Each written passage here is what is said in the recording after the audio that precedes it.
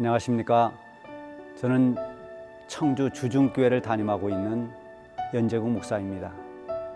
오늘은 요나서의 말씀을 통해서 하나님의 마음으로라고 하는 제목으로 함께 은혜를 나누고자 합니다. 여호와께서 이르시되 네가 수고도 아니하였고 재배도 아니하였고 하룻밤에 났다가 하룻밤에 말라버린 이 박넝쿨을 아꼈거든 하물며 이 큰 성읍 니느웨에는 좌우를 분별하지 못하는 자가 12만여 명이요 가축도 많이 있나니 내가 어찌 아끼지 아니하겠느냐 하시니라. 그리스도인으로서 복음을 전하는 일은 아주 마땅히 당연한 일입니다. 그것은 모든 그리스도인들이 복음을 통해서 구원을 받았기 때문입니다. 예수님께서 승천하시기 전에 제자들에게 이렇게 말씀하셨습니다. 오직 성령이 너희에게 임하시면 너희가 권능을 받고 예루살렘과 온 유대와 사마리아와 땅끝까지 이르러 내 증인이 되리라. 이 말씀에 보면은 아주 중요한 것이 있습니다. 성령이 임하고 성령의 능력과 권능을 받을 때 비로소 그리스도를 증거하는 증인이 될 수 있다는 것입니다. 전도는 철저히 하나님과 연결된 힘으로 해야만 됩니다. 내 생각이나 내 능력만 가지고는 전도할 수가 없습니다. 요나가 하나님의 명령을 받았습니다. 요나가 그렇게 싫어하는 니느웨로 가서 말씀을 선포하라는 것이었습니다. 요나가 억지로 니느웨로 갔습니다.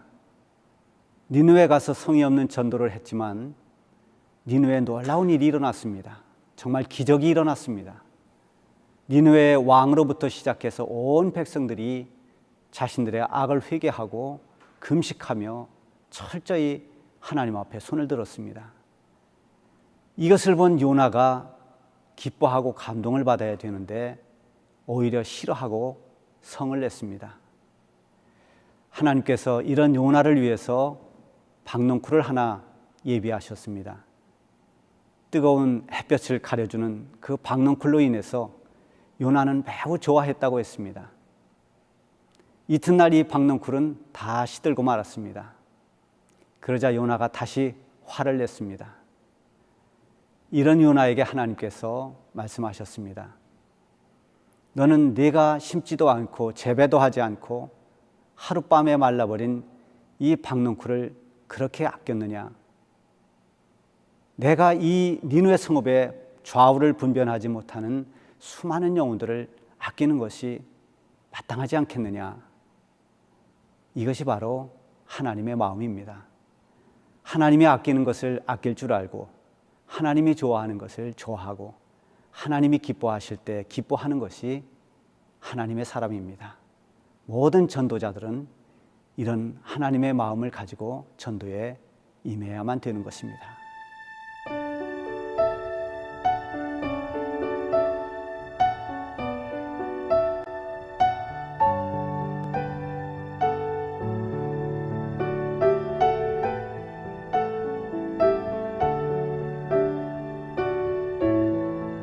여러분에게 있어서 박넝쿨은 무엇입니까? 나를 기쁘게 해주는 세상의 박넝쿨에만 마음을 두고 그것에만 집착하지 말고 하나님께서 아끼시고 사랑하시는 영혼에 대해서 더 많은 관심을 가지십시오. 우리도 하나님의 이런 사랑으로 구원을 받지 않았습니까? 전도자는 언제나 자기 생각이나 자기 감정을 앞세워서는 안 됩니다. 영혼을 사랑하는 하나님의 마음을 품고 하나님의 마음으로 복음을 전하는 일에 최선을 다하면 하나님께서 놀라운 결과를 주실 것입니다. 기적을 보여주실 것입니다. 하나님께서 우리에게 좋은 열매를 거두게 하실 것입니다.